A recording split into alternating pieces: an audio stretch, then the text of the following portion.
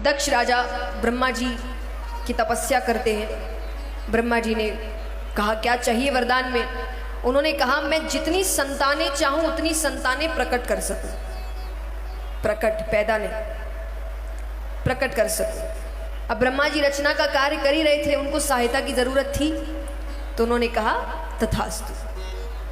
अब यहां पर सबसे पहले दक्ष राजा ने 10,000 पुत्रों की रचना की। कितने? 10,000। उनसे कहा कि आप तप करने जाइए और उसके बाद गृहस्थ का पालन करिएगा। उसके बाद गृहस्थ का पालन करिएगा। अब वो जाते हैं, बीच रास्ते में नारद जी मिलते हैं। नारद जी देखिए जुलूस कहां जा रहा है। नारद जी ने उन्हें रोका। नारद जी कहते कहां जा रहे हो? बोले हम दक्ष राजा की संतानें हैं, हम तप करने जा रहे हैं और उसके बाद गृहस्थ का पालन करेंगे। नारद जी कहते हैं सोना पहनने के बाद कोई पीतल पहनता है?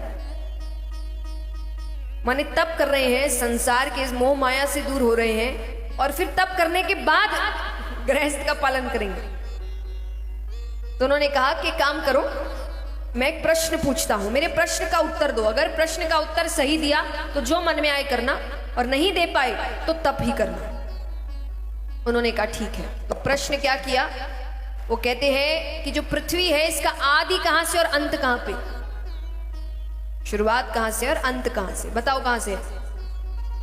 ये तो भक्ति वाली बात हो गई।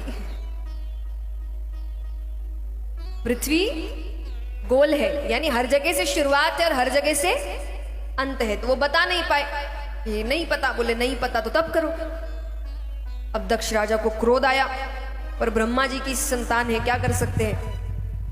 कुछ नहीं किया। फिर 1,000 पुत्रों की रचना की, उनसे भी यही कहा तप करो और फिर गृहस्थ का पालन करना। फिर बीच रास्ते में नारद जी मिलते हैं। नारद जी ने प्रश्न किया, बोले नहीं पता। बोले नहीं पता तो तप करो। दक्ष राजा को क्रोध आया, तो क्रोध में आकर उन्होंने श्राप दिया कि आपको जगह जगह जाकर बात बिगाड़ने की आदत है ना, अब मैं श्राप देता हूं, आप एक घड़ी से ज्यादा कहीं ठहर नहीं पाएंगे। एक घड़ी माने एक पल होता तो हम तो आज तक कहानियां सुनते ही आ रहे हैं नारद जी की। पहले समय घड़ी के हिसाब से चलता था, तो एक घड़ी माने आज के 24 मिनट। कितने? तो उन्होंने कहा एक घड़ी से ज्यादा आप कहीं ठहर नहीं सकते। नारद जी कहते उतना मेरे लिए काफी है, उससे ज्यादा ठहरना मेरे लिए अच्छा नहीं है। पर नारद जी ने फिर कहा कि ठीक है, आपने बिना मुझसे पूछे कारण जाने श्राप तो दे दिया, अब थोड़ा कारण भी पूछ लो कि मैंने ऐसा क्यों किया। दक्ष राजा ने कहा क्यों किया? बोले आपने ये जो वरदान मांगा इससे किसकी सहायता होगी? बोले आपके पिता की तो सहायता होगी, मैं रचना में अपना सहयोग दे रहा हूं। बोले कैसा सहयोग? आप जानते हैं रचना का कार्य भी हो रहा है, ठीक से हुआ नहीं है, धीरे धीरे चीजें बढ़ रही है आगे। आपने 10,000 पुत्रों की रचना की और उनसे कहा कि तप करके गृहस्थ का पालन करो। बोले हाँ, विवाह करेंगे, संतानें होगी तभी तो बढ़ेगा। बोले विवाह किससे? उतनी पुत्रियां तो होनी चाहिए, उतनी कन्याएं नहीं है अभी। अब उनको अपनी गलती का एहसास हुआ। ये तो सही बात है ना, जब उतनी कन्या नहीं है, पुरुष ज्यादा है, अब वो कह रहे विवाह करने को। लेकिन अब श्राप तो दे दिया, इसलिए कुछ भी कहने से पहले 100 बार सोचो, कारण जानो। कोई कुछ कर रहा है और आपको अगर वो सही नहीं लग रहा, तो पहला काम है कारण जानो कि क्यों कर रहा है, कारण क्या है इस चीज का। हम बिना कारण जाने, बिना किसी का सच जाने अपनी टिप्पणियां बहुत देते हैं। ये सबसे खराब बात लगती है मुझे लोगों की, कि जब किसी के बारे में ठीक से जानते नहीं है पर अपनी टिप्पणी देते हैं उसकी जिंदगी पर, उसको क्या करना चाहिए, वो क्या सही कर रहा है, वो क्या गलत कर रहा है, तुमको क्या, तुम अपनी जिंदगी पर ध्यान दो। वो कहते ना कि बुरा जो देखन में चला, बुरा ना मिलिया कोई, जो दिल खोजा अपनो, मुझसे बुरा ना कोई। थोड़ा अपने ऊपर ध्यान दे ले हम, तो जितना हमें सुधरने की जरूरत है शायद ही किसी को होगी। पर सबको लगता है ये तो बड़ा कठिन काम है, कौन अपने ऊपर ध्यान दे, तो चलो दूसरों पर ध्यान, दूसरों को सुधारते हैं। खुद सुधरे नहीं है पर चले हैं दूसरों को सुधारने, और सुधारने भी ऐसा नहीं अच्छे से सुधारने नहीं, नकारात्मकता फैलाने, बुराई करने, नीचे गिराने लोगों को, जबकि किसी की जिंदगी का सच क्या है ये नहीं पता हमें। मैं कहानी बताती हूं कि एक बार ट्रेन के रास्ते से एक पिता अपने 20 साल के लड़के के साथ जा रहे थे। कितने साल के? 20-21 साल का लड़का है। तो जिस कंपार्टमेंट में वो बैठे हैं उनकी सामने वाली सीट पर एक जोड़ा बैठा है, अभी अभी शादी हुई है, वो भी कहीं जा रहे हैं। तब वो जो लड़का है 20-21 साल का, वो हर थोड़ी देर में खिड़की के बाहर देखकर जोर से चिल्लाए कि पापा देखो पेड़, कि पापा देखो खंबा, अरे देखो बादल, वो देखो चिड़िया। अब वो बार बार कर रहा है, सामने जो जोड़ा है उसको बड़ा अटपटा लग रहा है कि कैसे बच्चों वाली हरकतें कर रहा है इतना बड़ा लड़का।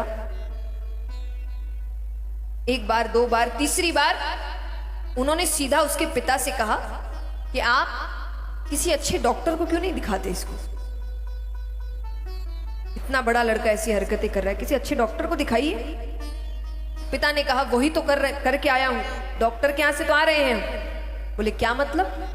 बोले ये जन्म से अंधा था, आज इसको आंखें मिली है। यानी जो चीज हमारे लिए बहुत ही साधारण है वो उसके लिए बहुत नहीं है, क्योंकि उसने आज तक इन चीजों को देखा नहीं। अब वो अगर जोड़ा चाहता तो बड़े प्रेम से पूछ सकता था कि कारण क्या है, या सब ठीक है ना, या कोई आपको मदद की जरूरत है। नहीं, उसने अपनी टिप्पणी दे दी कि डॉक्टर को दिखाओ, कैसी हरकत है। हम ऐसे ही हैं, हमें नहीं पता किसी की जिंदगी में क्या चल रहा है, वो किस चीज से गुजर रहा है, या वो क्या कर रहा है, वो क्यों कर रहा है, हमें अपनी टिप्पणी देनी है। मैं हमेशा एक बात कहती हूं कि अगर आपको समाज को सुधारना है तो आप सही बात सामने रख सकते हैं।